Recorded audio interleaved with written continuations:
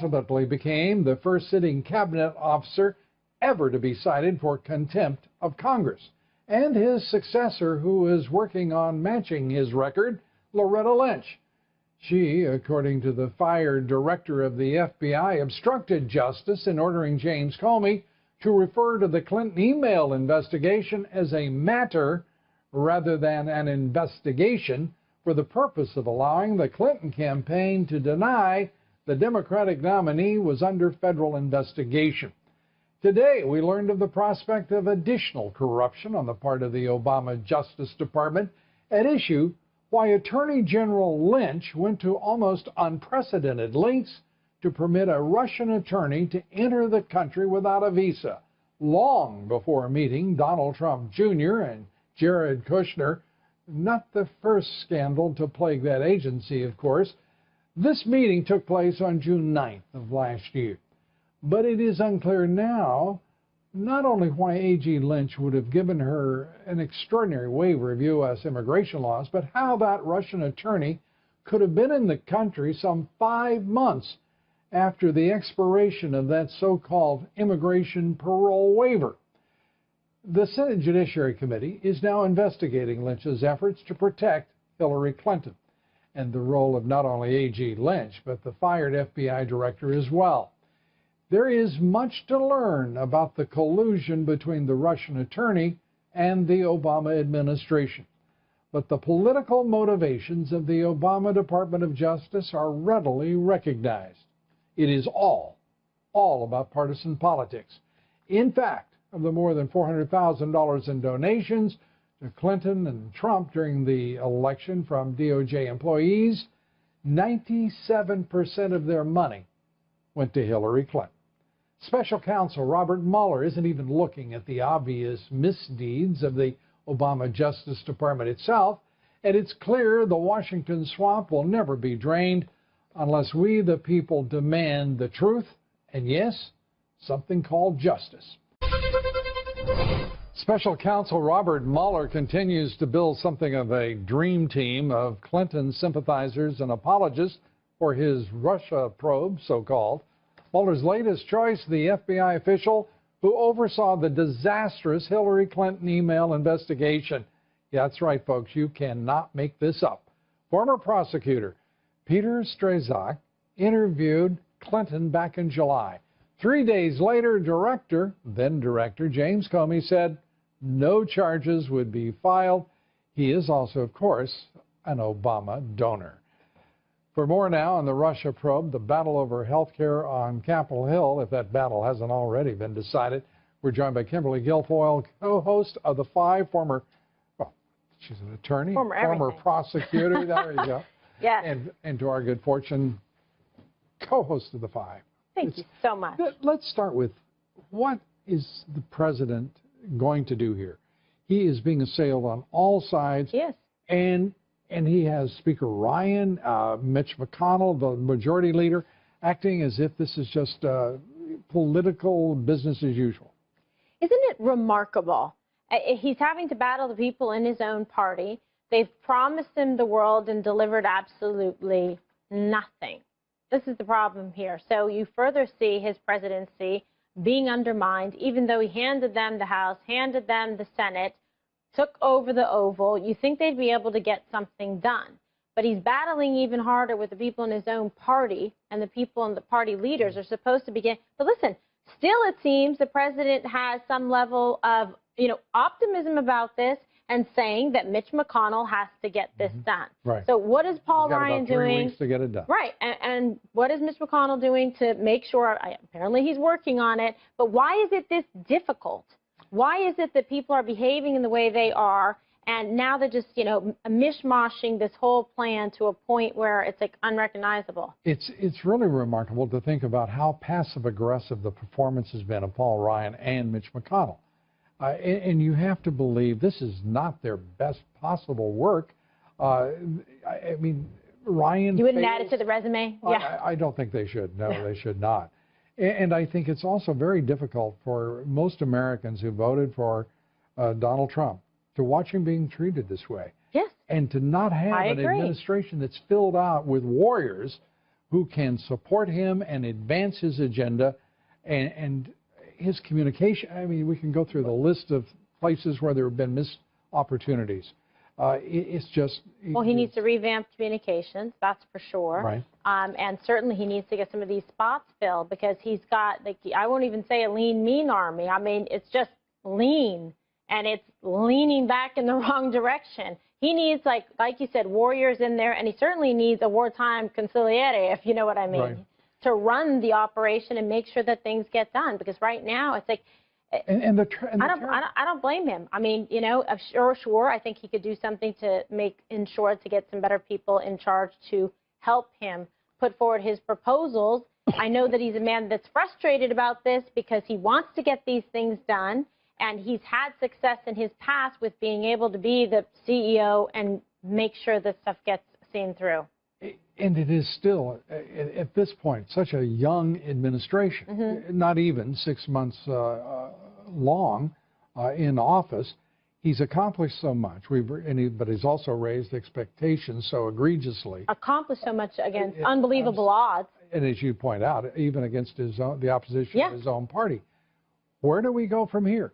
When you cannot even get the Attorney General of the United States, his appointee, to investigate the Clinton Foundation, the Clinton emails, and to start righting these wrongs. I mean, if there's collusion, it's obvious now the collusion is between, if there were collusion, it's between Russia and the Obama administration. No one's doing anything about that now, are they?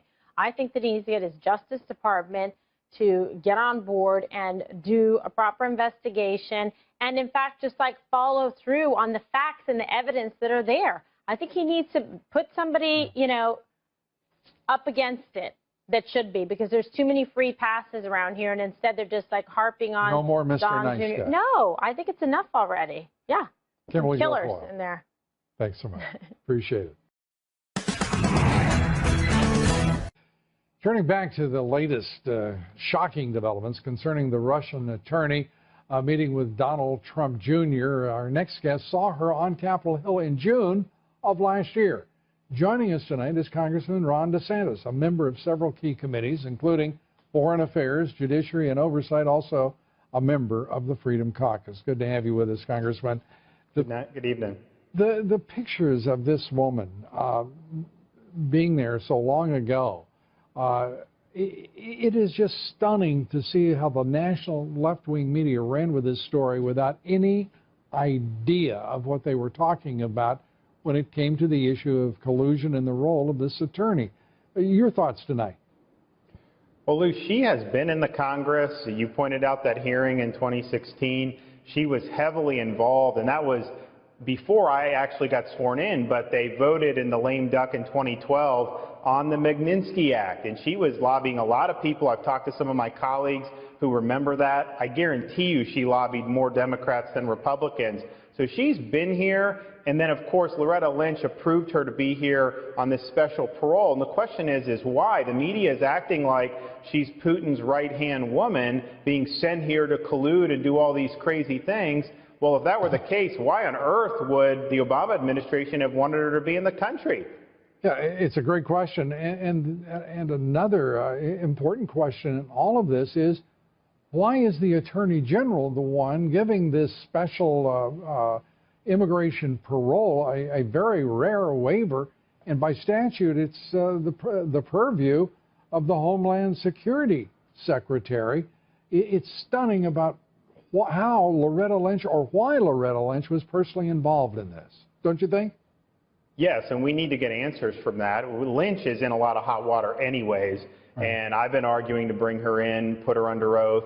And it could be our committee on oversight, it could be the intelligence committees, but she's already out there. She needs to be brought in. She needs to be deposed about this matter as well. You know, as a member of the House Judiciary Committee, I want to quickly turn to the FBI nominee, director nominee, Christopher Wray. Talk about the independence of the FBI. And talking with a number of attorneys, whether Greg Jarrett, whether it be any number of attorneys, it's just an absurdity of why is this being asserted first by James Comey and now by Christopher Wray, when in fact The FBI is not an independent agency of any sort or kind. No, and exactly. Now, it's one thing to say, look, I'm going to be guided by law and not politics. I'm going to be independent of kind of the political winds. That's fine. But I think Comey asserted, implicitly at least, that he was independent of any accountability. And that's exactly what you don't want in government. He is an inferior, the FBI director is an inferior officer in the executive branch. And if you say it's independent, then that would mean back when J. Edgar Hoover was investigating Martin Luther King Jr., would it have been improper for a president like John F. Kennedy to say, don't do that, you're violating the man's rights? I think we want to have a system in which the FBI director can be held accountable when they're not performing adequately. And certainly that is the system and the reality of the matter. The FBI director may not want to have dinner with the president, but that isn't going to be his choice. He may have other choices, but that won't be one of them. He works for the president. He works for the attorney general. Yeah, that's right. And what the Democrats want, though, is they want to create this situation where the FBI director is constantly being told to basically go to war with the administration in order to show you're independent. And that is not the proper role either. You follow the law and you aggressively enforce the law, but you don't try to align yourself against your own president just to please the other party and the media. And I have to say, I think the Senate Judiciary Committee, I think I've got great respect for Senator Chuck Grassley, but I have to tell you, he turned over that committee to the Democratic Party as if they were in leadership and in control of the U.S. Senate. An awful mistake, in my opinion. Congressman, as always, it's great to see you, and thanks for being with us and sharing your views. We appreciate it. Formal inquiry into whether Hillary Clinton and her aides mishandled classified information. If Mrs. Clinton is found to have violated government protocols, the former Secretary of State and her aides could have their access to sensitive government documents terminated. Joining me right now with his thoughts on all of it, former governor of Arkansas and Fox News contributor Mike Huckabee. Governor, good to have you here. So, the left has been pursuing this narrative for months now, right? I mean, absolutely. From the time of the campaign itself, they had this whole idea about collusion in Russia. And guess what? There doesn't seem to be any there. They haven't come up with anything of any importance. And so now they're going after him on something else, this whole obstruction of justice theory. And they're out there bringing on attorneys that have, shall we say, liberal leanings, that have donated repeatedly to campaigns on the left, including Hillary Clinton. What is it going to take for them to give this one up? I don't think anything is going to cause them to give it up. The Democrats right now, Trish, are like the little boy that was out in the woods. He had a rifle slung over his shoulder like he was hunting, and a guy said, "Hey, son, what are you hunting for?" He said, "I don't know. I haven't found it yet." That's the Democrats right now. They don't know what they're hunting for. They're just hunting. They got to find something because they cannot accept the results of the election. And really, that's what this is about. Governor, they've not been able to tie anything with Russia or any of these other charges. It's just really nonsense. But Governor, you got Robert Mueller, okay, who is James Comey's buddy, and Mr. Mueller goes out and he's assembling his team, and he has to somehow find all of these people that have 5 of them have donated to Democratic campaigns. I mean, did he have to have those people? Could he have not gone and chosen folks that didn't have a political bent? I mean, when you start to put all this together, if I were the President of the United States and I got James Comey's buddy and he's going out collecting a bunch of people that had donated to the left, I might be pretty darn worried about where they're going with this, because it doesn't seem, frankly, fair. Well, Mr. Mueller had asked me to be a part of the force to investigate, but then he found out I've never given any contributions to the Clintons or to the Clinton Foundation, so I was asked to no longer be considered.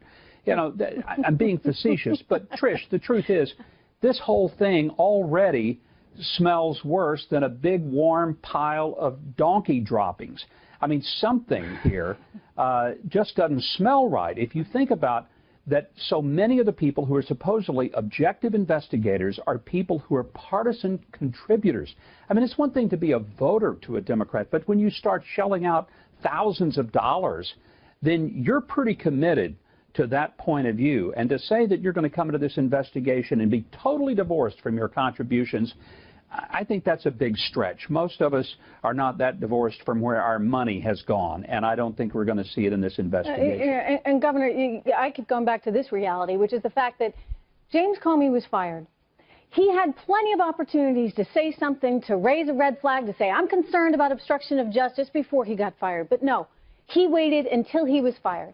And then he didn't do the proper thing. He didn't sit down with a journalist and actually come forward on the record and talk about this. No, he called his friend, who then leaked it to the New York Times. And interestingly enough, the one thing, Governor, that was never leaked was the fact that the president wasn't under investigation at the time. So does this, I mean, what does this tell you about exactly what's going on there within that White House and the holdovers from previous administrations that just don't like the new president? Trish, I think there's more evidence that I personally kidnapped the Lindbergh baby in the 1920s, 30 years before my birth, than there is that Donald Trump had any collusion with Russians or that somehow he has obstructed justice by illegal definition. But that's the kind of atmosphere that Washington has created. But let's be real clear. This is not because somebody honestly believes Donald Trump has done something wrong. This is all about keeping him distracted, keeping him totally consumed with having to defend himself so that he can't get something done. And as I've often said, many of his critics, they're not afraid that he will fail. They're afraid he will succeed. And if he succeeds, then the things that he has been pushing for, which lower taxes, better jobs, a different trade agreement, a stronger America to foreign governments, that scares some of the people who don't want that kind of an America, but there are many of us who do.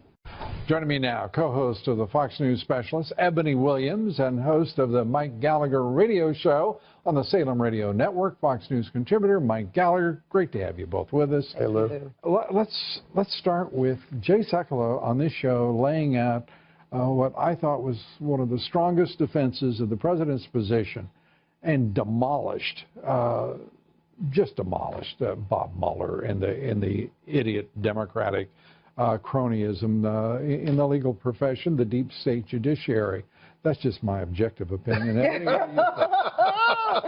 Oh, Mr. Lou Dobbs, Reeking of I objectivity. love it. Just, I can't really tell what side of this you fall on, Lou. Well, I'm trying to figure it out. Well, I'm gonna give you a hint.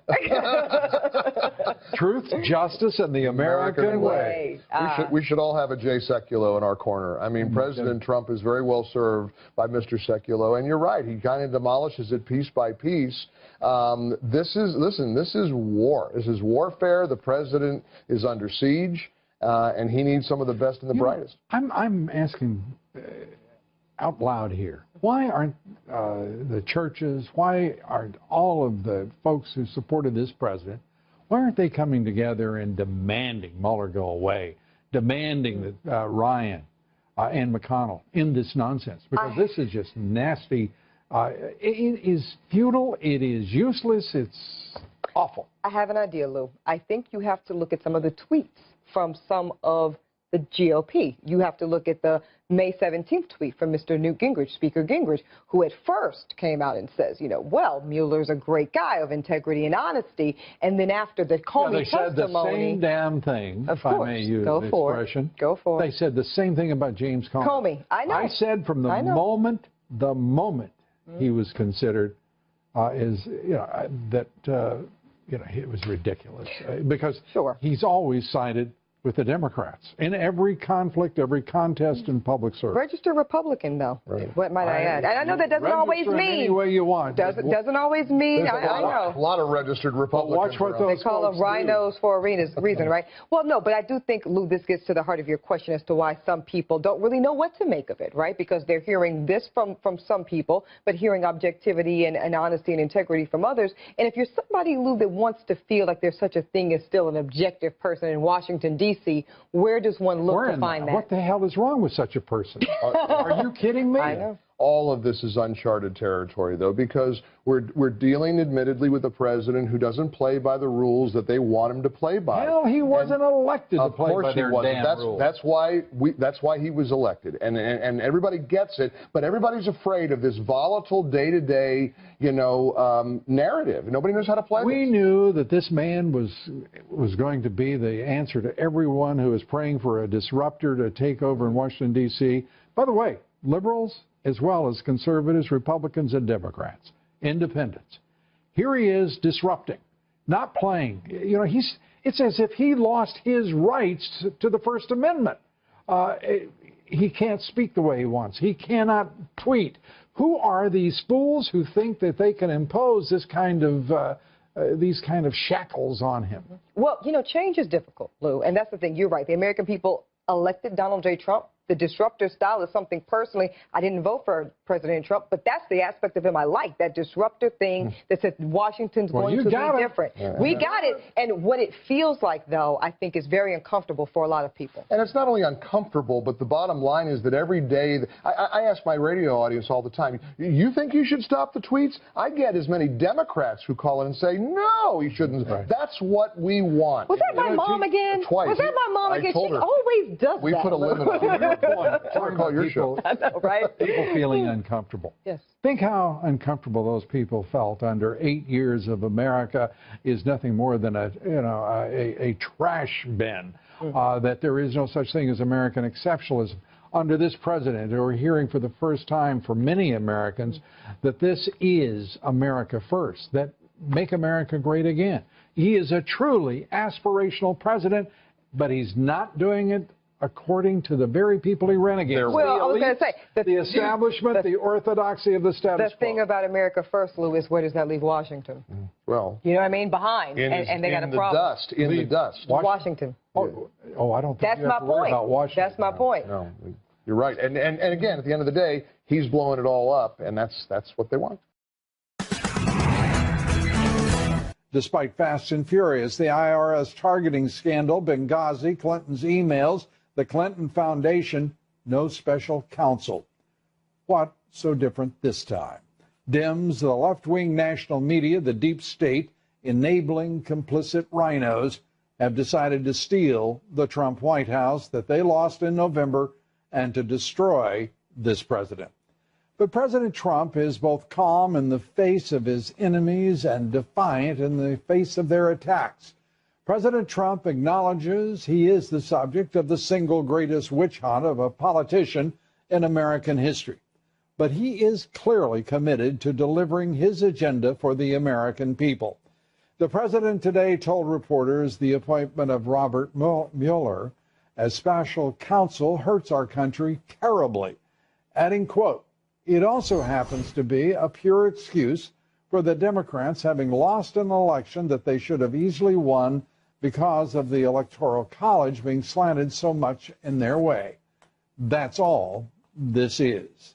The president's comments come as Democratic senators heard Deputy Attorney General Rod Rosenstein admit he knew FBI Director James Comey would be fired before he wrote his memo.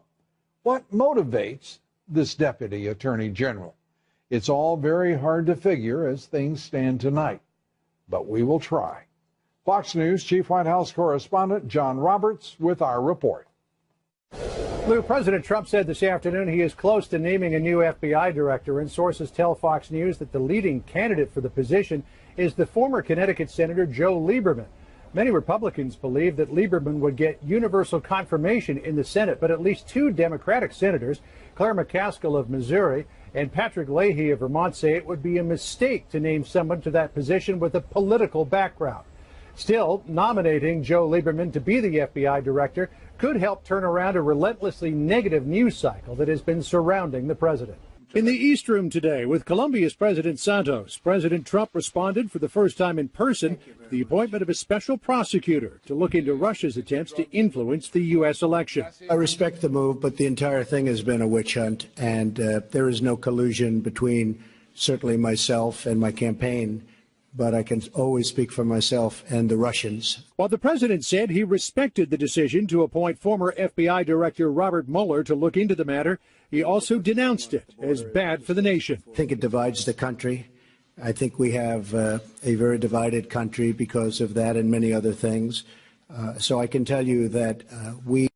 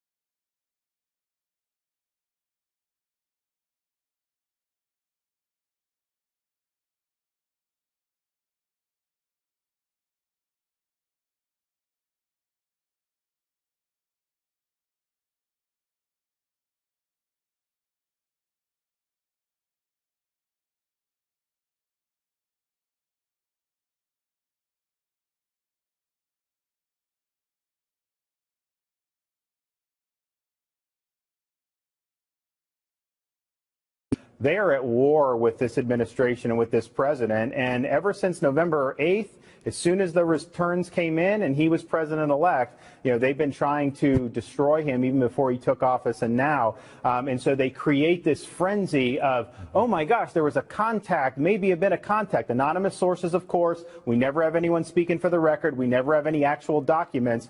But it's story after story. The Dems getting a tizzy, all this other stuff. And I think the deputy AG, I just think that he caved and did this because he was taking a lot of... As being a weak person? Is he this intellectually, is he so bereft of principle that he acquiesces to the popular opinion of the national left-wing media? I mean, good Lord Almighty. Well, I'm going to ask him. We need an independent counsel on his conduct, his principles, and his values. So I'm going to ask him about this tomorrow. Hopefully.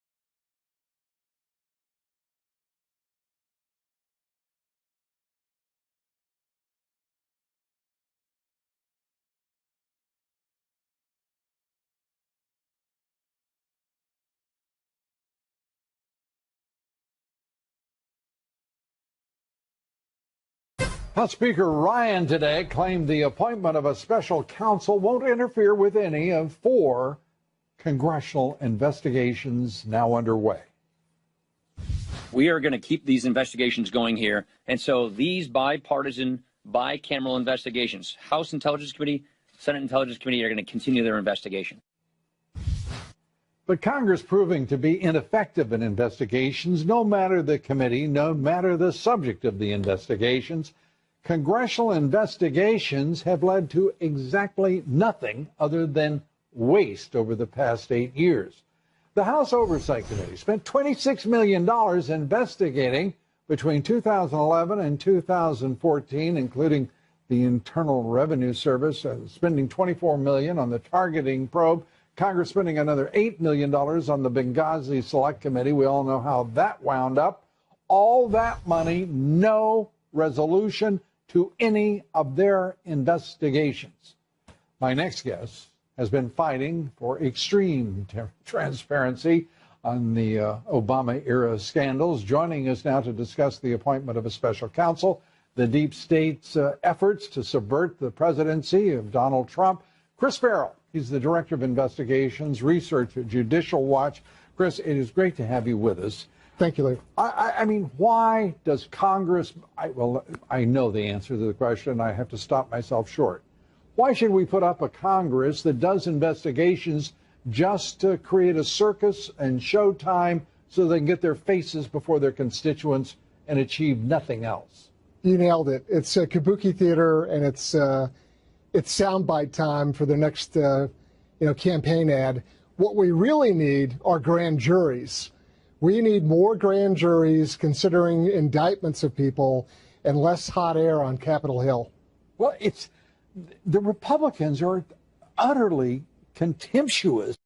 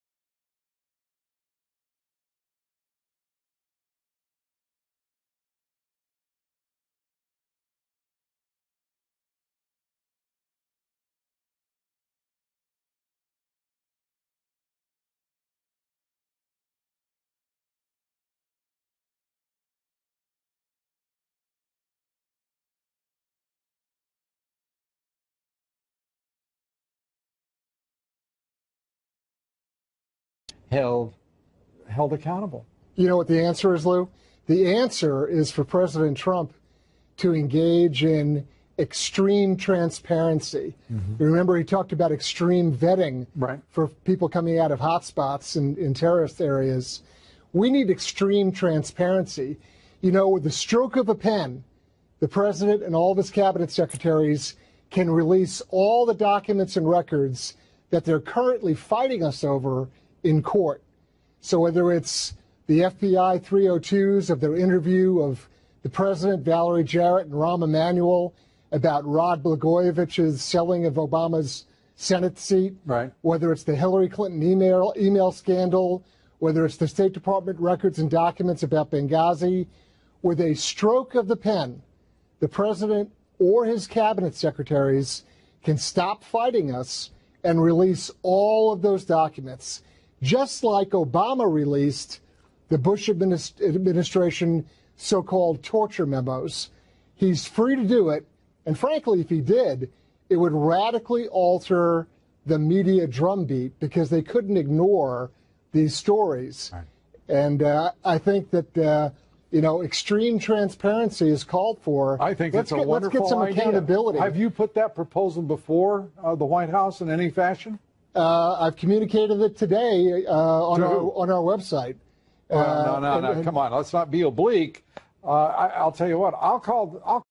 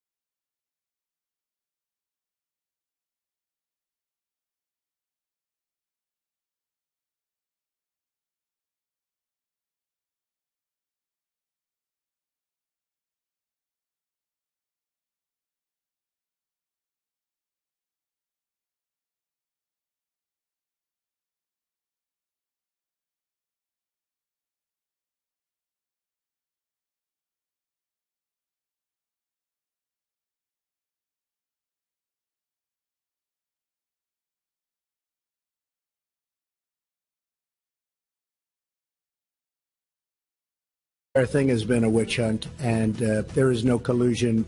I think we have a very divided country because of that and many other things. That's the subject of my commentary coming up here next. Much more straight ahead, much of which is likely to frustrate, even, well, annoy you. Stay with us. We'll be right back.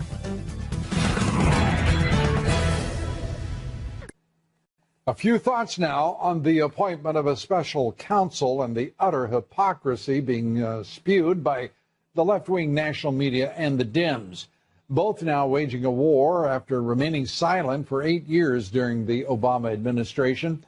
Article 2, Section 3 of the Constitution charges the president shall, quote, take care that the laws be faithfully executed. But Obama's constitutional legacy is simply devastating. Flagrant lies, cover-ups, scandals were the norm throughout.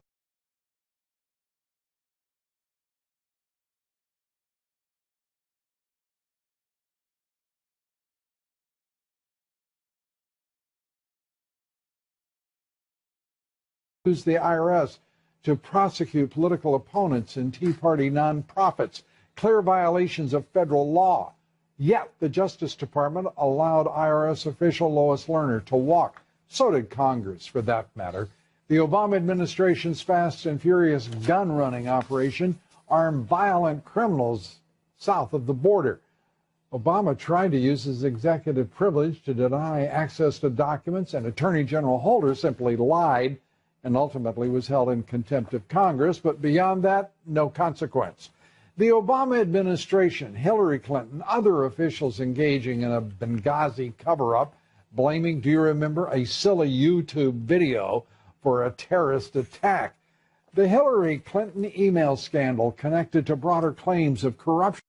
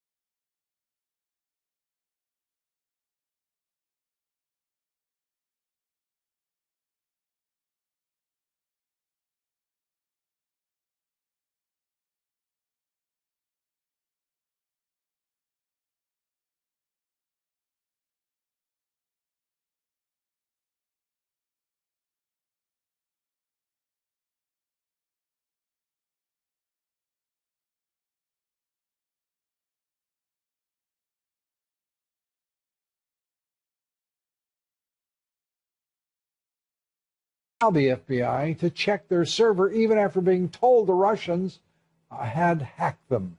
8 years of a scandal-plagued Obama administration and never, ever a special prosecutor. No articles of impeachment, no one charged with any wrongdoing. Mr. Trump is correct. What he is watching unfold around him is a witch hunt. In my view, what we are witnessing is nothing less than an attempt at a coup of the Trump White House. The left and the deep state are trying to steal the Trump presidency, and they should be consigned, in my opinion, to an appropriate place for their efforts. We'll see.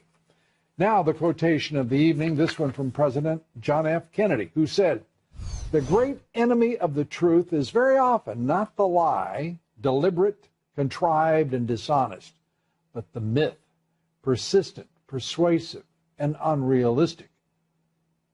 For example, the myth that all that is sought through the special counsel is merely truth and justice, when the opposite is the real objective.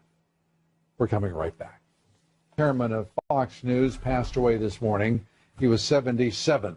Roger was a television pioneer. He was a brilliant political strategist. He worked on the presidential campaigns of Nixon, Reagan, George H.W. Bush.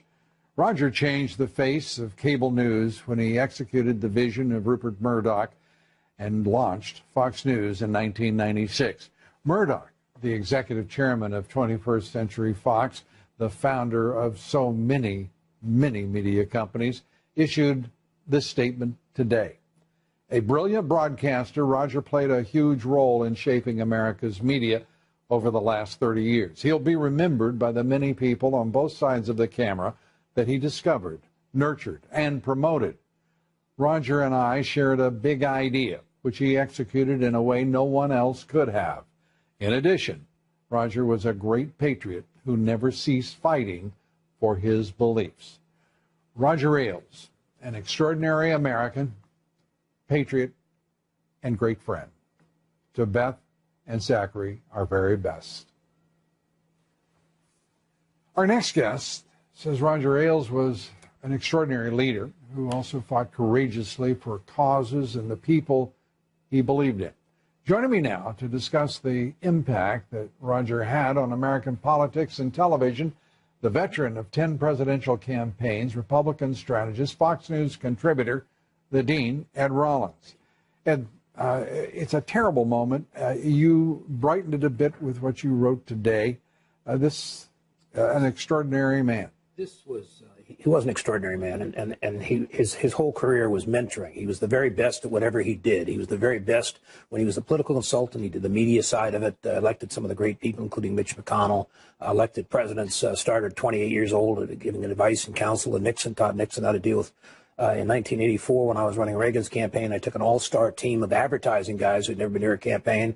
I put Roger in charge of it. He taught him how to do politics, a campaign with no negativity whatsoever, won 49 states, and he was very much a critical player. We should point out he was capable of a negative. He could fire with the best of them, and he trained a whole group of young people who, because he understood the message, he understood how to communicate. But I think at his core, he loved this country deeply. He loved the conservative causes. He felt that for a long, long time, and why he created this network, is that the conservative point of view was not being heard. And you have to remember, he founded CNBC, he founded MSNBC. It was American Talking before that. Came over in the course of a very short period of time. Can you just imagine the shuddering by Rachel Maddow as you've said that? Well, it's life, you know. At the end of the day, I'm not sure if he was... And that is what is so great, Roger. He created a lot of trouble for the left, and he reveled in it. And as I said in the piece, he was a man of courage. He was a bleeder, and so he always had to be careful, but he never was careful. He was... several times I was in rooms with him when it looked like it was going to be a fist fight, and I said, "No, Roger, you can't get a bloody nose. We'll basically have to take you to the hospital." He said, "Yeah, well, I'll take them to the hospital first." He was a real fighter, two-fisted guy, and a wonderful human being and a great friend. I'm privileged to have had him as a friend. Absolutely, and I'm sure that he felt exactly the same way toward you. We're kind of back-to-back old barroom brawlers. We took it out in politics. So. And if I may say, some people might have said hemophiliac.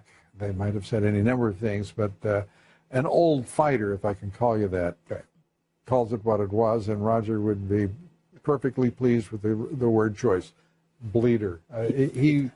But he made more folks. He bruised up more folks than whoever got him. He was never intimidated by that health, and obviously he had lots of health problems the last few years. And as I said in the piece, courage was his defining. He had great courage. He was willing to take on any issue that he felt strongly about, and basically made a big contribution.